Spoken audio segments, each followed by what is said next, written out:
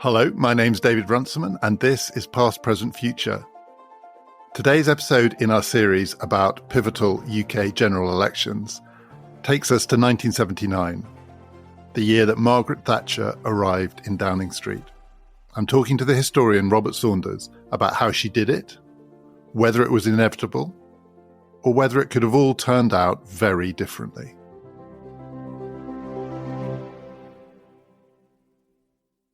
We're talking about 1979, and Robert, we are now, for me, I'm guessing not for you, within living memory. If it's not too personal question, how old were you in 79? So I was alive in 1979, but I was only about 8 months old. So I'm afraid I was distracted during the campaign. Even as someone with an early interest in politics, you weren't there. I say in living memory for me, I don't actually remember very much about it. So I was 12. Weirdly, I do remember much more clearly 3 years earlier at school, a head teacher summoning the kids, 9, 10, 11-year-old kids, to be told in a special assembly that Harold Wilson had resigned as Prime Minister. Didn't mean much to us, but he clearly thought this was a big deal. I think he probably thought there was something sinister going on. With hindsight, I think maybe he thought he was warning us that there was a coup coming or something. I don't remember much about the election of 1979. I do remember the context. If you were 12 years old then, you were aware of a series of strikes, what's now known as the Winter of Discontent, that previous winter. Not so much in my bit of leafy St John's Wood in London where I was growing up, but watching it on the news, rubbish in the streets, dead bodies unburied and so on. I mean, that filtered through even to a child. As a historian, what does 1979 mean for you? What stands out about it? Well, of course, it marks the beginning of 18 years of Conservative government, a period of political dominance that Britain hadn't seen since the 1820s. It brought to power one of the most radical, one of the most consequential governments in modern British history, and it also produced Britain's first ever female Prime Minister in Margaret Thatcher.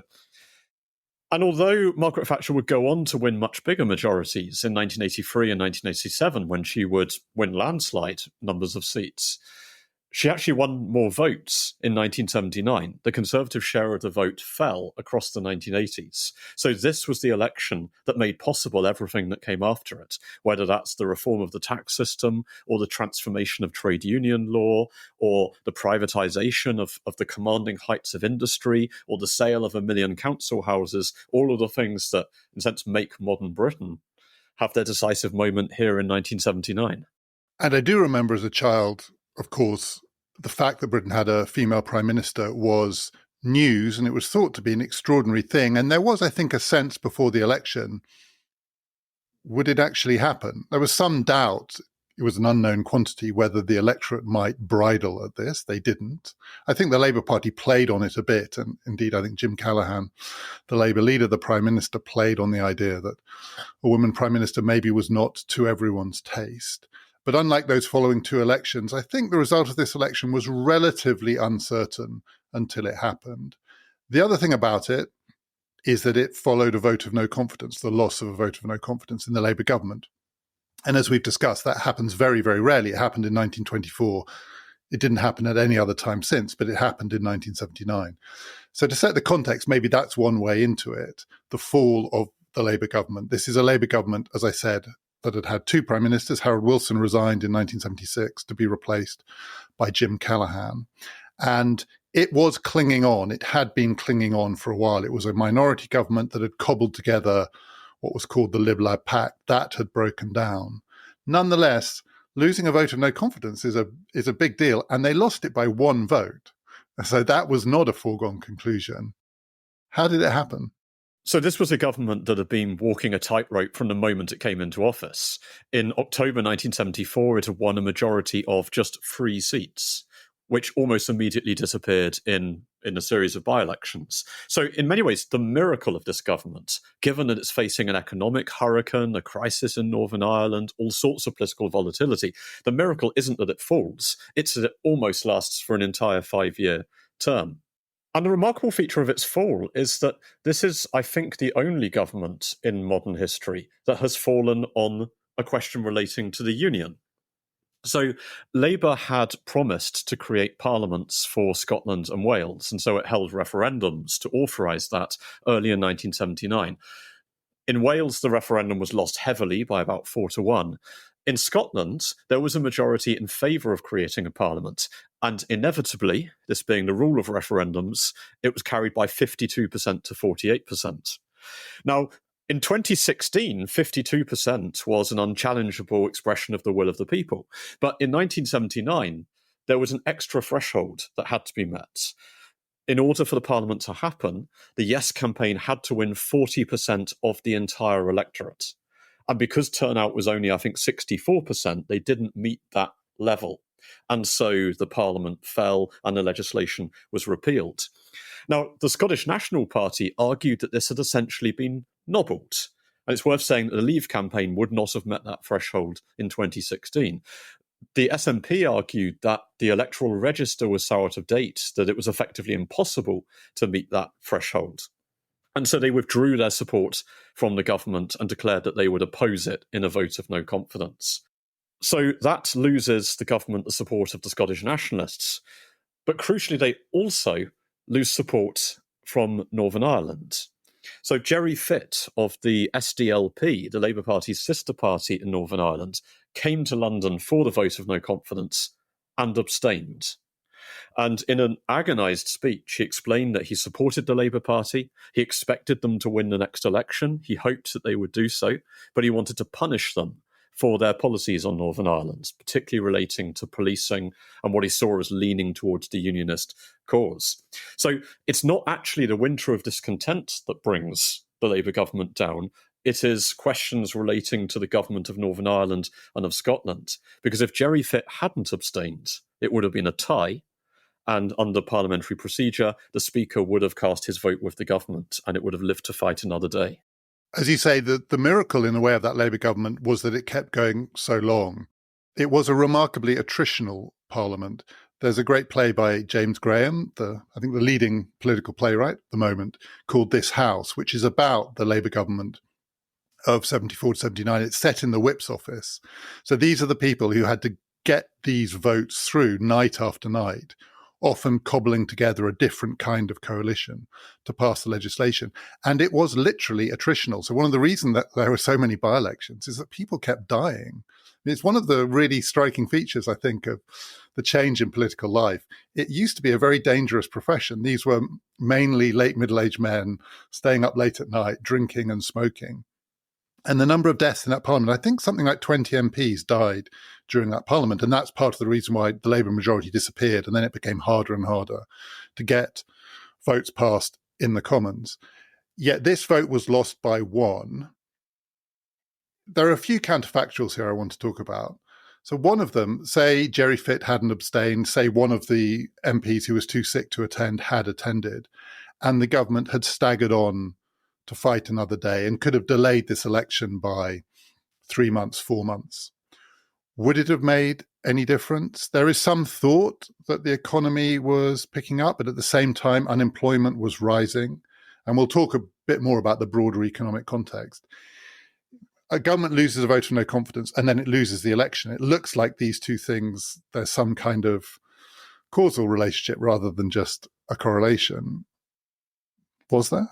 Well, I think if it had limped on for a little bit longer, it puts a bit more distance between itself and the winter of discontent, and that's potentially significant. But I actually think the bigger counterfactual is what if Callaghan goes earlier?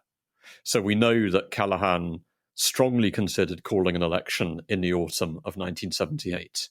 And if he does that, I think potentially we are looking at a very different world. Because at that point, the Labour Party could tell quite a good story about its time in government. It could say it had come in 1974 and inherited an economic vortex from the Conservatives. Inflation had hit 27% in 1975. It had inherited an extraordinary collision between government and the trade unions. And by the late 1970s, inflation was down to about 8%. Unemployment was still high, but they brought the balance of payments back into surplus. The number of strikes had come down. Take-home pay was a little bit higher than it had been in 1974. And Callaghan himself was radically outpacing Margaret Thatcher in the polls in terms of who do you think makes the best leader, the best prime minister. He was routinely about 20 points ahead of her. So if Callaghan had called an election then, we can't know, but it is possible that Margaret Thatcher would now be the answer to a pub quiz question.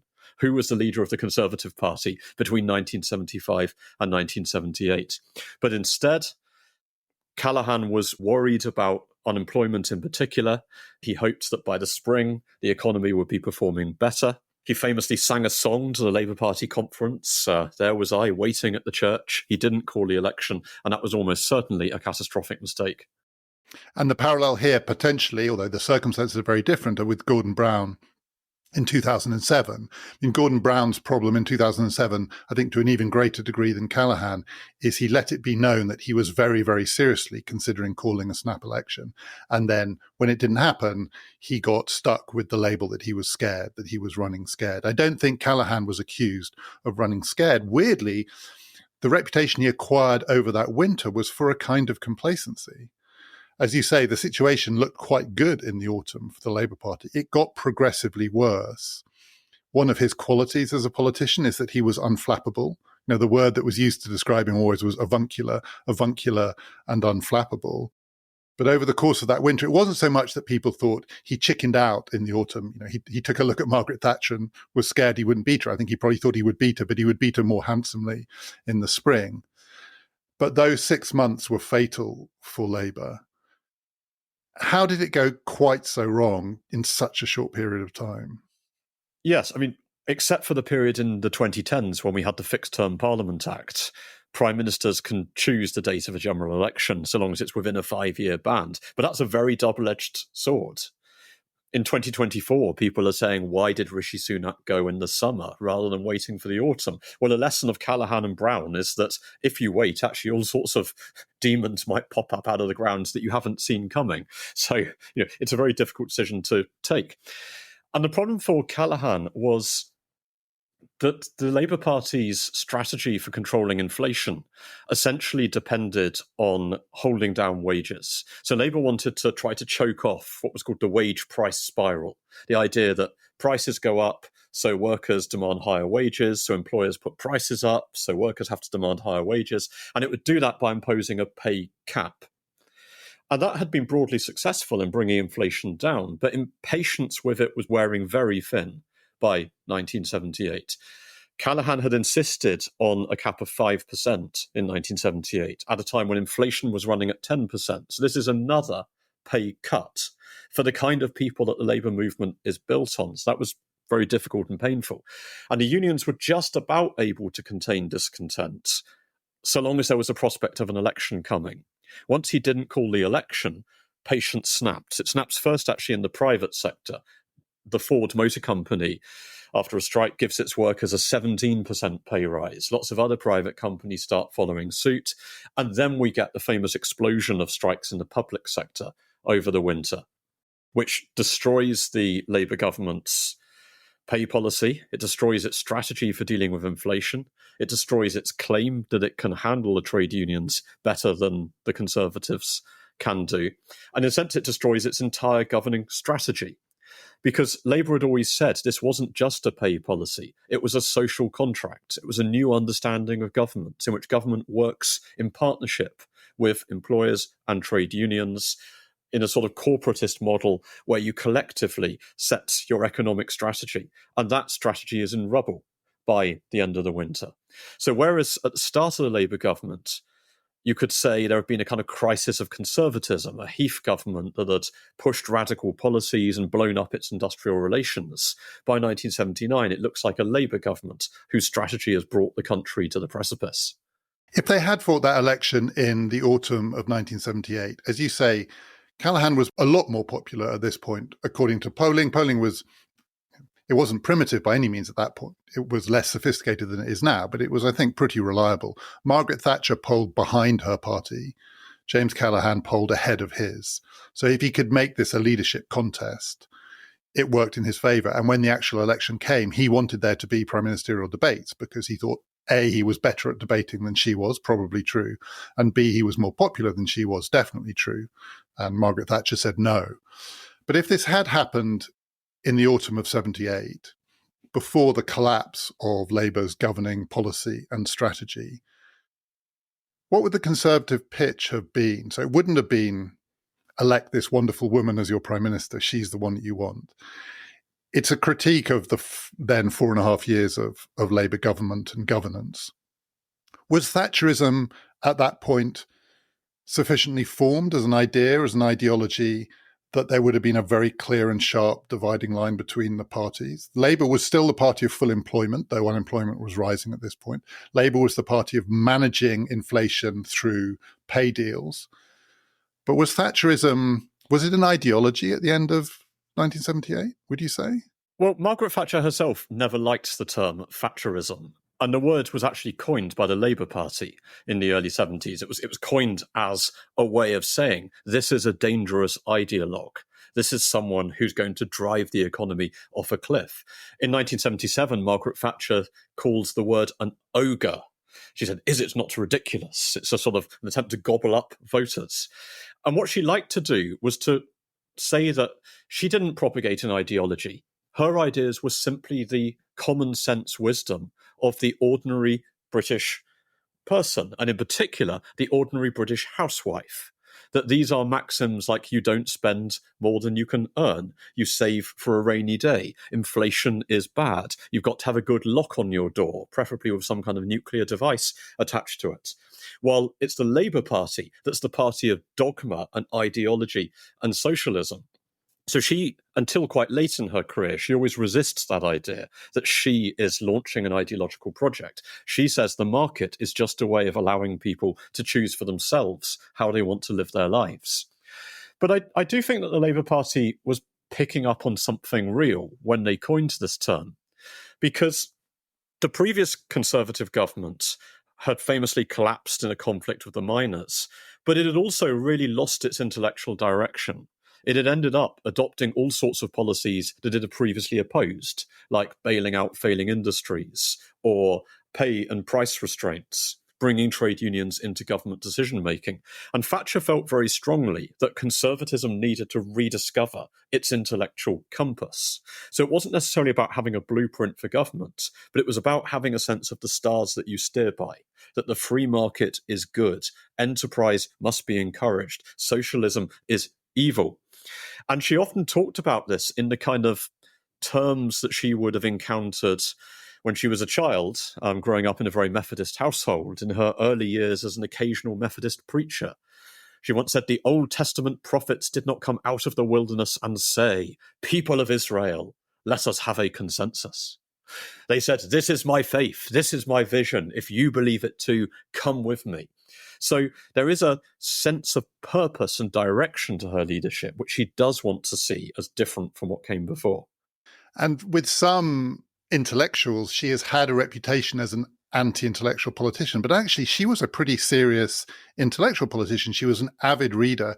We talked last time about Churchill thinking that Hayek's Road to Serfdom, a kind of Reader's Digest version, might be a useful document to spread among the people in the 1945 election.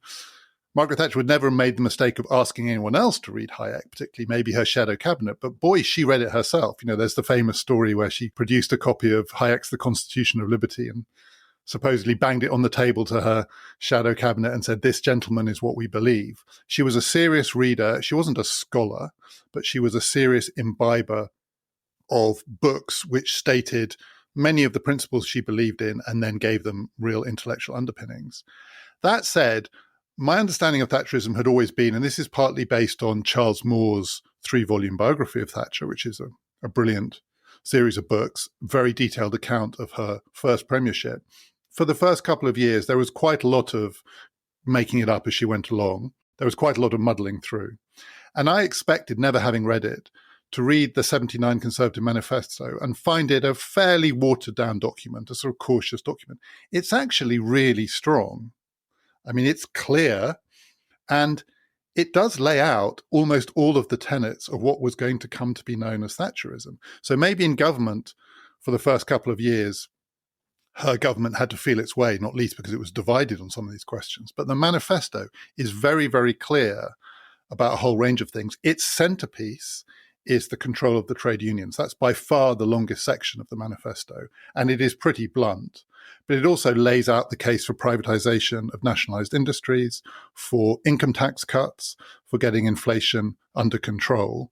And it also doesn't make the case for full employment, which is, after all, the centerpiece of still, I think, the Labour offer to the electorate. So when I read that manifesto, I actually thought, you can see Thatcherism here. And weirdly, she does do a lot of the things eventually that she says in 1979 she's going to do. And when I say she, I mean she, because she writes the preface and it's got her stamp on it. Yes, I think if we go back to Hayek and Milton Friedman and people like that, one of the reasons that Thatcher enjoyed reading them was that they gave her an intellectual critique of something that she had already felt instinctively to be wrong. I don't think there's any great intellectual revolution that takes place in Thatcher's mind in the 1970s. I think there is quite a coherent view of the world that stretches from her youth right the way through to her retirement. And at the core of that is a really burning belief that socialism isn't just a bad economic system, it is actively evil. She said, in the end, the case against socialism is its basic immorality. She thought that this ideology had demoralized the nation, that socialism was about encouraging class envy. It was about setting one group of people against another. It was the organization of hatred under the veneer of compassion. And it encouraged individuals to slough off their charitable obligations onto the state. She liked to retell Bible stories, and one of the famous versions of this was her account of the parable of the Good Samaritan, in which she argued that if the Good Samaritan had been a socialist, then when he stumbled upon the man who had fallen among thieves, he would have said, look at that, it's absolutely shocking, the government should do something, and then have gone about his business. So she linked together socialism, not just with Britain's economic decline, but with what she saw as its moral decline, with things like rising crime rates, hooliganism, vandalism. She was very concerned about things like pornography in the 1970s and 80s, the sorts of things that someone like Mary Whitehouse was campaigning against in terms of dirtiness and lewdness on the television. And she binds all of this together into an assault on socialism. So that would always have been there in her programme. But the winter of discontent, I think, really does give her a kind of bazooka with which she can load up this analysis of hers and fire it with greater force. So I think the 79 manifesto is stronger than it would have been in the autumn of 1978. She said herself in her memoirs, it probably wouldn't have had much on trade union reform in 78. By 79, you can put that absolutely front and centre. And it looks not like a kind of ideological dogma that might promote conflict with the unions, but as a possible solution to pre-existing conflict with unions. Again, this is partly actual memory. Even though I was a child, I sort of feel like these things were discussed at the time. And there was a view that it was impossible to win an election when presiding over high unemployment. And that this was one, so never mind the winter of discontent, this was part of the Achilles heel of that Labour government. Unemployment was rising. And the figure that was bandied around is once it gets above 1 million, you're toast. Well, as we know, Margaret Thatcher was going to win an election 4 years later with 3 million people unemployed. So if that was a rule of British politics, it did not survive these two election cycles. Nonetheless, one of the curiosities here is that this election is thought to herald a sea change in British politics. An era comes to an end and a new era begins. The name of the new era is Thatcherism. Later it gets called neoliberalism. It gets bundled up with Reaganism in the United States, an election a year later. And something happens in 79-80 that turns politics in Britain and America and in other parts of the world on its head. And yet elections almost never do that. And a lot of these stories run underneath elections and the time frame doesn't fit. Part of the reason that unemployment was rising in 78, 79 is that the Labour government had reached the limits of its spending programme in 1976 and it had to go to the IMF. The country had to be bailed out and it came with conditions. And some of these conditions were, for want of a better phrase, a little bit proto-Thatcherite. There was a squeeze on public spending. So there is something that runs across this period, an international constraint on British politics. Some of the things that look very brave and Thatcherite were already happening under a Labour government. The trouble with a Labour government is that it's very hard for them to justify it. The great poster of this campaign, Labour isn't working with a snaking unemployment queue made up of Tory activists, 25 Tory activists being reprinted on the poster. But that's so toxic for Labour because Labour is the party of full employment. The reason that the Conservatives are able to subsequently win an election with that many people unemployed is they were never claiming to be the party of full employment, but Labour were. So two things are going on here in a way, one of which is that some of what Thatcher is advocating, the door has already been opened a little bit, but it's fatal for Labour because Labour cannot turn this into an election programme. Yes, there's often a sort of folk memory that Margaret Thatcher brings to an end something called the post-war consensus. Now, actually, in the 1950s and 60s, no one says we're living through a post-war consensus. The term is coined in the early 1970s, before Margaret Thatcher comes to power. I think it first appears in a book by Paul Addison called The Road to 45. But it's already assumed that that has ended, that a phase of politics has come to an end, and that something new has to be born in the 1970s, and it's not clear what it will be. And in their own way, people like Tony Benn are also rejecting the previous 30 years of governing consensus and trying to construct something different. So certainly there is a sort of movement in the waters in the 1970s of something new emerging. And as you say, it becomes a very powerful myth on the Labour left, actually, that Callaghan had himself taken up Thatcherism and had, in a sense, legitimised what she wanted to do. And it's true that he'd cut public spending in response to the IMF crisis. He'd prioritised pay discipline, even in the face of massive strikes. And he gave a very famous speech during the IMF crisis in 1976 to the Labour Party conference when he said, "We used to think that you could spend your way out of a recession. I tell you in all candour that that option no longer exists." And some people see that moment as the kind of death of Keynesianism. I have to say, I don't think we should exaggerate this. Labour governments have always actually been quite cautious when the economy is in a downturn. There isn't a great history of Labour engaging in counter-cyclical spending in its times in government. But also, was Callaghan's Labour government willing to let big industries go to the wall in the way that Thatcher's was? No. Were they willing to reject full employment as a target of government? Absolutely not. Did they still believe in partnership with trade unions? Yes, they certainly did. It had very different plans for things like developing North Sea oil in the future. So while the Callaghan government is wrestling with the same problems as the Thatcher government, and of course is using some of the same intellectual tools, I think it's quite a long stretch to say that it's a Thatcherite government. And I think 79 actually is a really important dividing line in British politics for that reason. And you can see it in the two manifestos. No one could confuse them. Actually, it's an election in which the dividing lines between the two parties is very clear in their own terms. That poster, that Saatchi poster, another thing that the 79 election is remembered for is the Conservative Party employed Saatchi & Saatchi, the famous advertising agency, to run their campaign. And it's thought sometimes to be an election which marks a shift towards a different kind of campaign advertising, something more ruthless, something potentially at least more humorous sometimes, at least with a bit more pizzazz.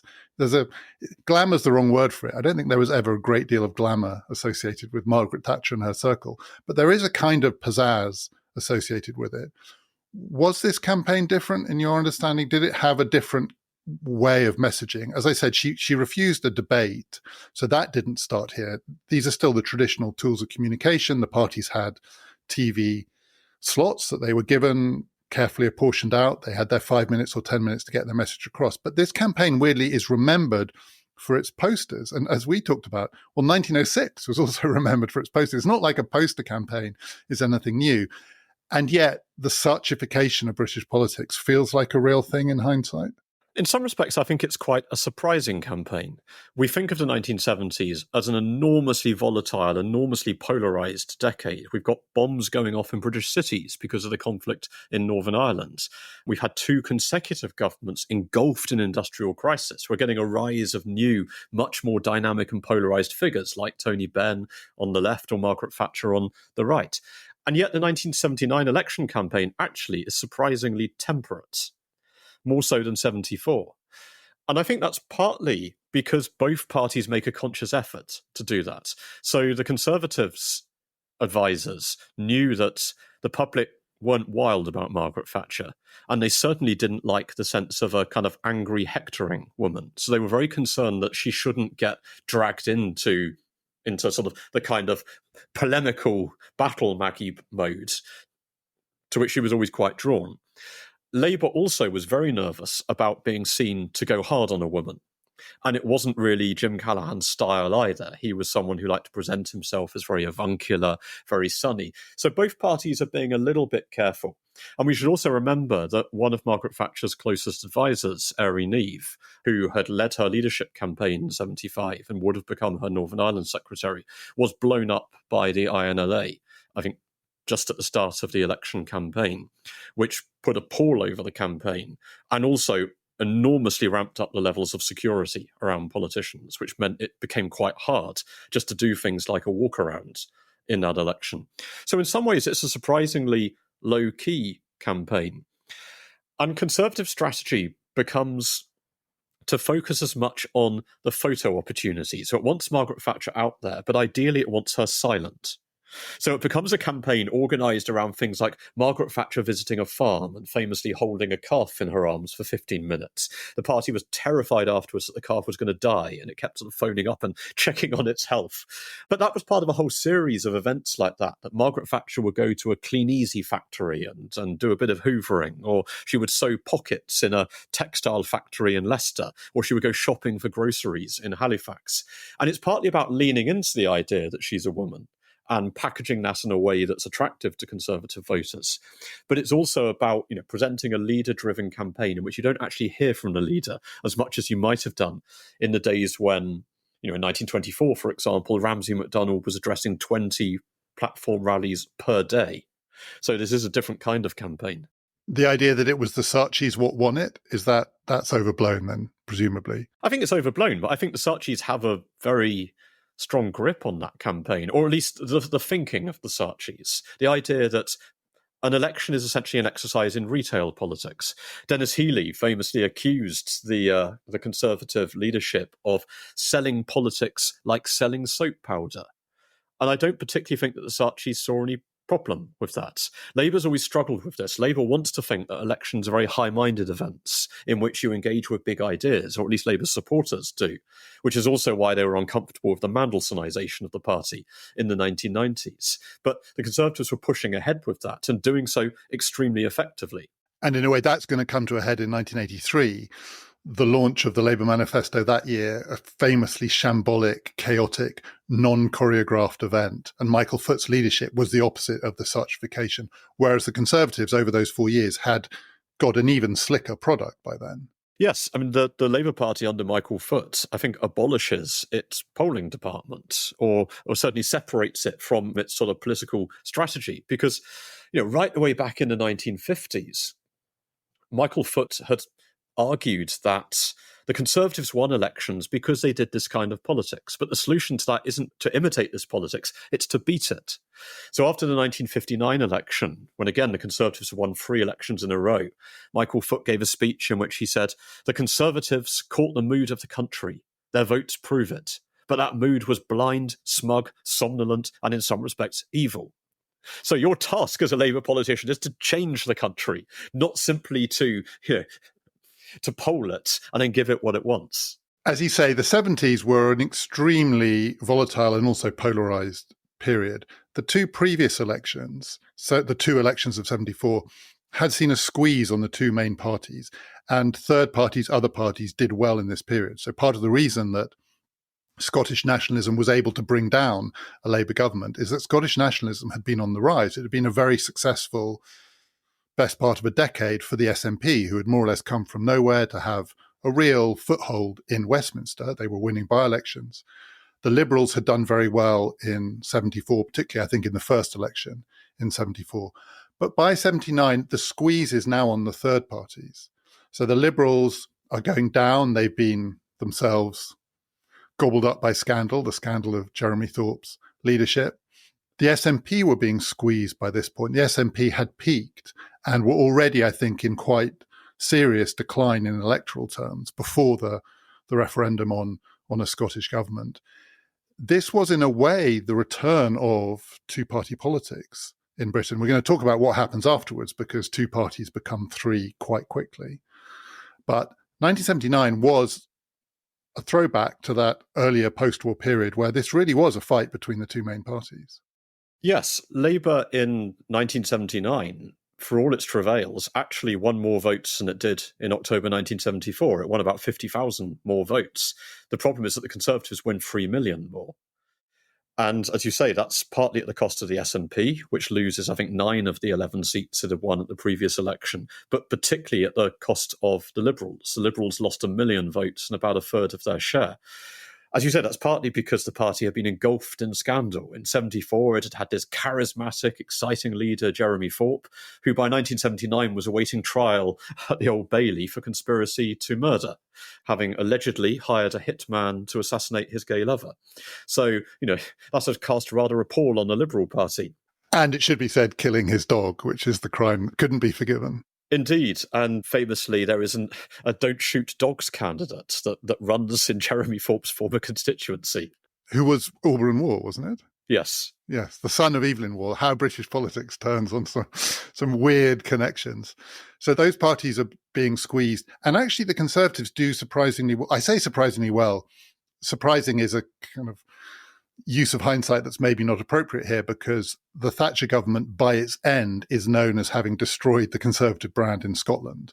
So by the time you get to 1990, post the poll tax, the Conservatives are done in Scotland for a generation.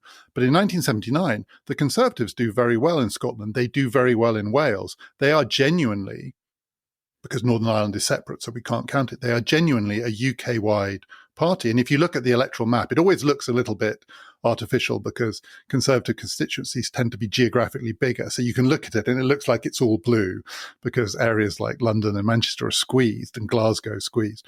But nonetheless, what's striking in 1979 is that the blue is everywhere. There is some blue everywhere. That wasn't going to last. But in 79, Margaret Thatcher won a genuine national victory. Yes, part of Margaret Thatcher's project early on actually is to rebuild Conservative support in Scotland. That the Conservatives had been the biggest party in Scotland as recently as the 1950s. And the party had started to tinker with things like devolution in the early 1970s because it was conscious of losing support in Scotland. And when Margaret Thatcher became leader and the party was thinking about how to package her and how to sell her, an early hope was that they could project her as a Lincolnshire lass who is outside the London establishment, who can speak for the parts of the country that really don't like London and the home counties. And one of her first visits as leader is to Scotland, and she goes and tours a shopping centre in Edinburgh, and she is mobbed in a very positive way, not the kind of mobbing she would get later on. There are people who are really excited. And part of her pitch is that what she offers is real devolution. She's not going to give the Scots another layer of government and another load of expensive politicians, but she is going to give up power from Westminster. She's going to stop this sort of top-down running of the economy that's been happening for 50 years and allow people to spend their own money and live their own lives as they wish. So the Tory party does talk a kind of devolutionist rhetoric in the late 70s and early 80s, but it's not political devolution. It's economic devolution. It's, if you like, market devolution. One of the things that happens when third parties get squeezed and the vote gets pushed towards the two main parties is the two main parties then have to accommodate quite a wide range of opinion. And often within this, what looks like stable two-party system, there are splits underneath the surface of the two main parties. So we'll come on to Labour in a moment because Labour literally does split within 2 years of this election result. But the Conservative Party at this point, this is well before Thatcher's hegemony within her own party, which probably only comes after the Falklands War.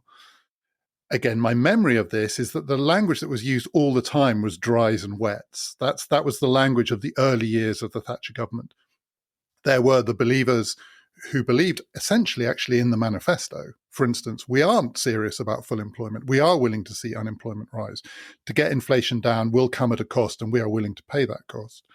And the wets who tended to hark back to an earlier period of Conservative government, something closer to that consensus. In that early period, she was very unpopular. Her policies did not pay dividends, and they were quite haphazard. There wasn't, I think, a clear sense of direction in 79, 80, 81. This was a very unpopular government. She didn't have huge charismatic authority over her party. She was a woman among men. She was an outsider. She was a Lincolnshire lass among all these public school boys. How vulnerable was she? How vulnerable was she before, never mind even before the Falklands, but before, say, 1981? I think she was very conscious that her position was precarious, that large numbers of her own MPs didn't particularly like her, that a majority of her cabinet were what were often called Heath men rather than Thatcherites, supporters of her not very happy predecessor, Ted Heath. There were also some basic kind of political forms of capital that she didn't have. So by virtue of being a woman, she had never served in the armed forces. Now, today, that's entirely normal. Hardly any politicians have served in the armed forces. This is a generation where most people in the cabinet and in the shadow cabinet, even people like Tony Benn, have military experience, either in the Second World War or in national service afterwards. So there was a real question mark over things like, could a woman lead her country in time of war? And the Falklands War is really important, actually, in establishing that absolutely a woman can do that.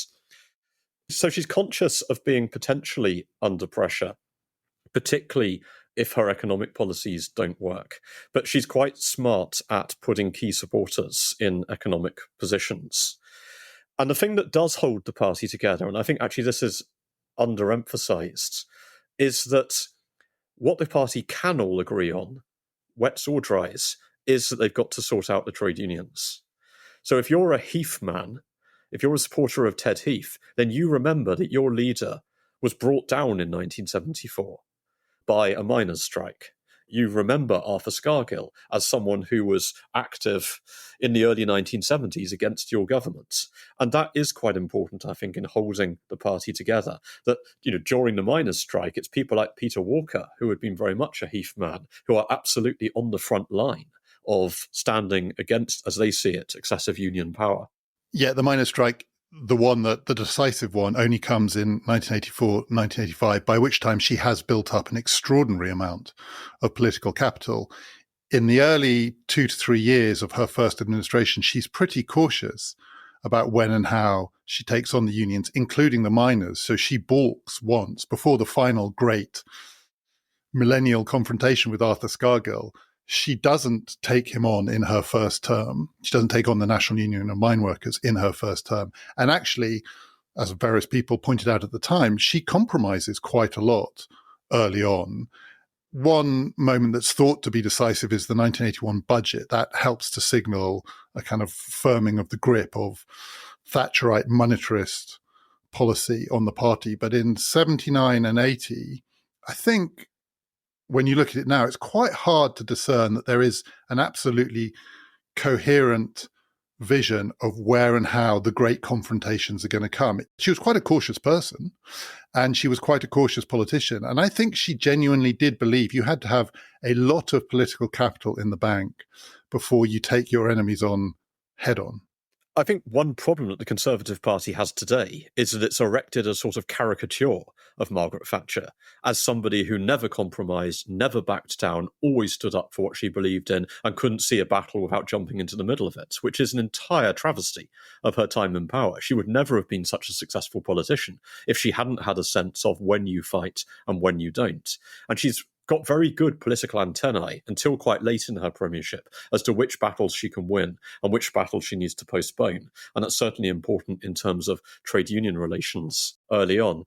And you couldn't be a sensible Conservative politician of that generation without knowing that there are fights that you can lose.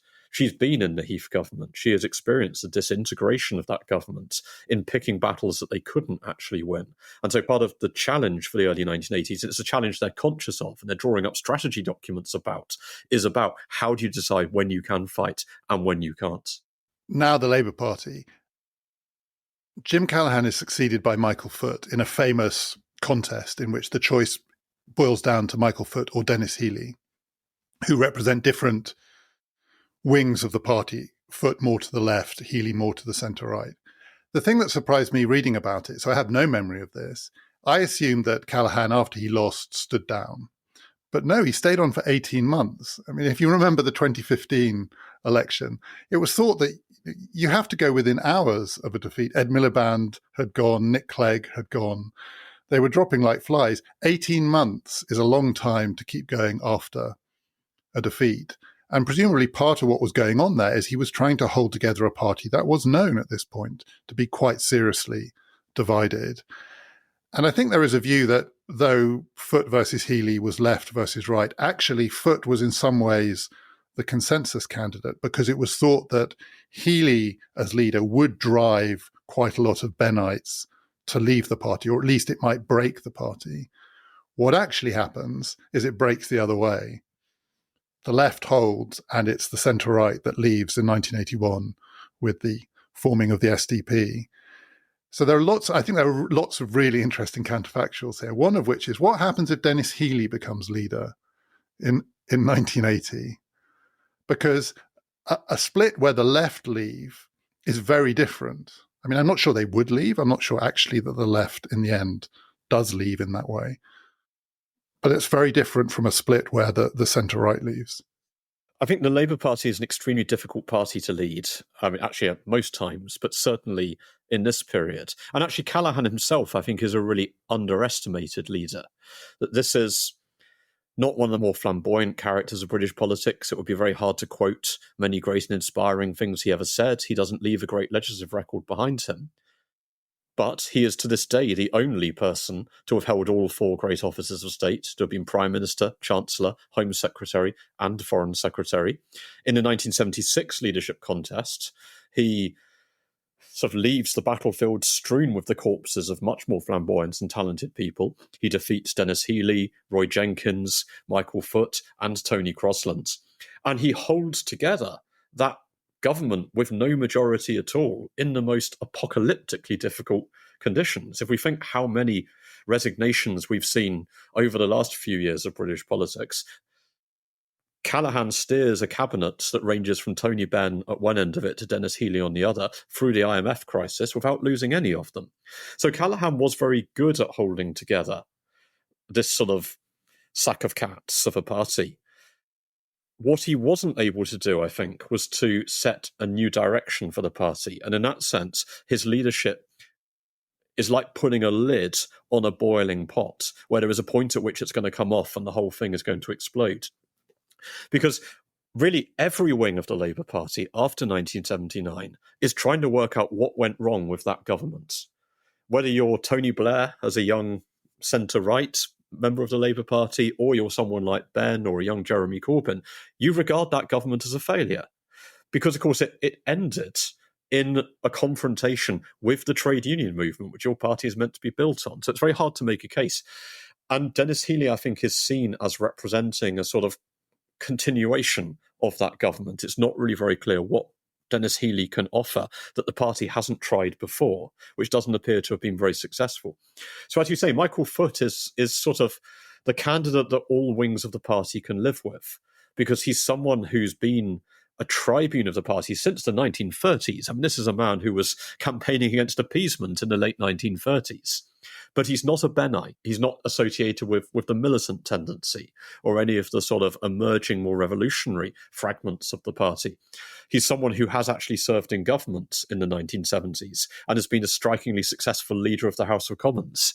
You know, people who are looking for sort of glowing embers of hope in the ashes of that government love quoting his great speech in the no confidence debate, where he, rips the mickey out of various Conservatives. He says of David Steele that he's gone from rising hope to elder statesman with no intervening period at all. And he's recognised as a kind of nice man who it is hoped can command the loyalty of the left while keeping the right on board, instead of which, as you say, the whole thing simply explodes. The other thing that could have been different, the other great contest in the Labour Party was for the deputy leadership in 1981, just before the SDP breakaway.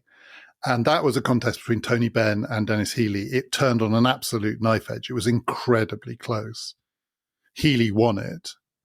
If Benn had won it, there is a chance that the SDP breakaway would have been more significant. I'm not sure. Was it about 20 MPs who quit to join the Gang of Four in 1981? But with Benn as deputy leader of the Labour Party and everything that would have symbolised, it's possible that a significantly greater number of MPs would have defected. And presumably it's also possible that the SDP could have replaced the Labour Party as the main opposition in the 1983 election. I'm trying to work through the the different permutations before the hegemony of Thatcher, which comes after 1983. The 79 to 83 Parliament, never mind what would have happened if the Argentinians hadn't invaded the Falklands, it has a lot of forks in the road. It does. I mean, in that case, the deputy leadership contest, it's possible that if Ben wins, instead of an earthquake, you get a nuclear strike. Because, of course, what does happen with the split with the SDP is absolutely colossal. That, with all respect to the people who left the Conservative Party in 2019 to form Change UK, or the Labour MPs who joined it, they were all sort of second-rank figures in terms of public recognition. The Gang of Four, you have Roy Jenkins, a former President of the European Commission, a former Labour Chancellor, Home Secretary and Deputy Leader. You've got David Owen, a former Labour Foreign Secretary. You've got Shirley Williams, possibly the most popular politician in the country, very much the rising star of the party. And you've got Bill Rogers, who's not quite such a household name, but he is Labour's Shadow Defence Secretary, and he's very much a leading organiser of the party. So this is a sort of continental sheet breaking off. And Labour recognises that as a major problem. And although, of course, ultimately the SDP can't make the electoral breakthrough that it hopes for, it's not clear that its analysis is wrong, that there is a large chunk of the electorate that doesn't want a radical Tory party under Margaret Thatcher or a radical Labour party dominated by Michael Foot and Tony Benn. So in the 1983 election, with all of the constraints on a third party, with all of the ways in which first past the post encourages you not to waste your vote, in inverted commas, still 1 in 4 voters back the SDP Liberal Alliance. So there clearly is a constituency out there, but Britain's electoral system makes it very difficult to translate that into votes. And so although they come only 2 percentage points behind Labour in 1983 in the popular vote, the Alliance wins 24 seats, whereas I think Labour win 209. And the Alliance was polling 50% plus before the Falklands invasion in the honeymoon period. It was putting both main parties in the shade. But the key question was always, could it supplant Labour in the popular vote, I think? To supplant Labour in seat numbers, there were enough Labour seats that were so solid, it was going to be very, very difficult to do that. But say you got an election in 83 where that 2% difference was the other way round. And though Labour ended up with more seats, the SDP Liberal Alliance polled 2% more. First, that might have increased the pressure on the left for forms of proportional representation, or among the non-Tory opposition for proportional representation. But it would have, British politics could potentially look different. So I'm trying to think of the circumstances in which you do get a changing of the guard. The SDP might have ended up like a sort of New Labour political party in the end. It might have been a long and circuitous route to get to something similar in 1997. But there was at least the possibility. It wasn't, defeat of the SDP was not a foregone conclusion, I think. Yes, and certainly if it had overtaken Labour in the popular vote, and I think a lot of Labour grandees believed that if the campaign had gone on for another week or 2 weeks, it might well have done that, then you would have had a very strong intellectual case for reform of the electoral system. And that's a case that I'm personally very sympathetic to. But you always run up against this structural problem that the party in power under first past the post has an inflated majority because of first past the post. It's very difficult to persuade someone like Margaret Thatcher, who believes that she is ridding the country of the virus of socialism, that the way to do that is to change the electoral system so that she loses about half of her seats and never wins a majority on her own again. So there's always this mechanism problem of how do you get from, and we're going to confront this again possibly after the 2024 election, how do you get from the intellectual case for electoral reform to a delivery system that actually makes it happen? And we're going to talk about it next time in relation to 1997, because there is some evidence that Tony Blair was intellectually persuaded of some of the merits of proportional representation. But when you've just won the biggest majority in your party's history, it's very, very hard to persuade, among other things, your MPs that this is a good idea to switch. Well, just to add, I think it's worth saying that the SDP alliance does have an electoral impact in 1983. It tends to be assumed by people in the Labour Party that what the SDP does is it splits the anti-Thatcher vote, and that if the SDP hadn't existed, if the Gang of Four had just sucked it up, then all of those votes would have gone to the Labour Party and you could have had a change of government. Actually, the polling analysis that was done by Anthony King and Ivor Crewe at the time in the main study of the SDP found that if you forced SDP voters to choose between Thatcher's Conservatives and Foot's Labour, they opted by about 2-1 for Thatcher's Conservatives. So, extraordinary as it may seem, the SDP may actually have stopped Thatcher winning bigger in 1983 because it gave people who couldn't bear the thought of a Michael Foot government someone else to vote for that didn't require them to vote Conservative. That's really interesting. And that leads to my last question. Margaret Thatcher was in some ways a lucky politician. The two big bits of luck that she had, I mean, luck is an odd word to use to describe a war, but nonetheless, the two big bits of luck that she had in her first term was the success of the Falklands War and the fact that the opposition split. And there is a question as to which of those two was more decisive. I mean, her standing was transformed by the Falklands War, not least for the reason that you gave, which is that she answered any doubts that anyone might have had about a woman as the head of a government at war. But it's in British politics, it's when the opposition split that you really get lucky because of the electoral system. So yes, without the SDP, I suppose it's possible that Thatcher would have won more seats and Labour would have won more seats too. Nonetheless, a split opposition is gold when you can hold your party together. And by 1983, the Conservative Party was not split. Wasn't that the decisive thing? That there is in the mythology of Labour that the 1980s is the evidence that no one can brook, that if you split, you're doomed. If you split, you just let the Tories in for a generation. The most important thing is to hold the party together. It's in the mythology of the Labour Party. It's also true, isn't it?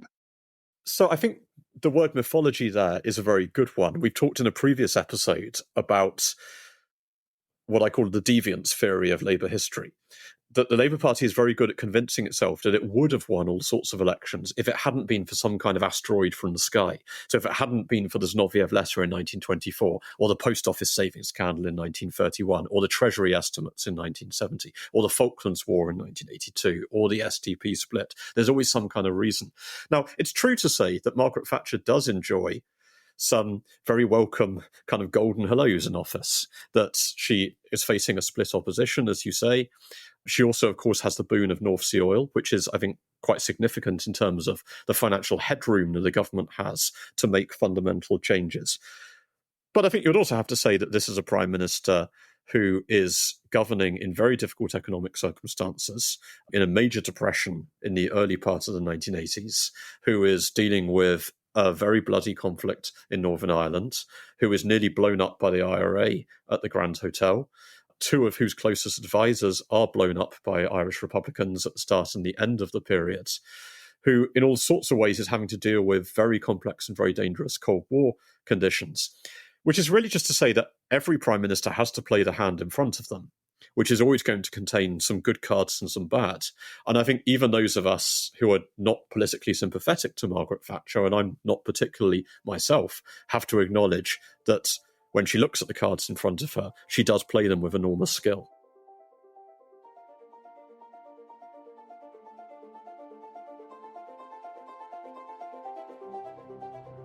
If you'd like to find out more about this series, you can, as always, follow us on Twitter at PPF Ideas. We do also really recommend the Twitter account of Robert Saunders. His Twitter handle is Red Historian. If you follow him, you will get lots of really interesting extra information about this series and about the current election. And a reminder, if you want to hear our bonus episode on the election of 1924, just go to ppfideas.com and sign up to PPF Plus, or click on the link in the show description. You get that bonus episode, all of our bonus episodes, there are 24 every year, and ad-free listening. We have an extra episode this week for the day before the election, this coming Wednesday. Robert and I are going to be talking about the last great Labour landslide, 1997, the year that saw Tony Blair arrive in Downing Street with a thumping majority.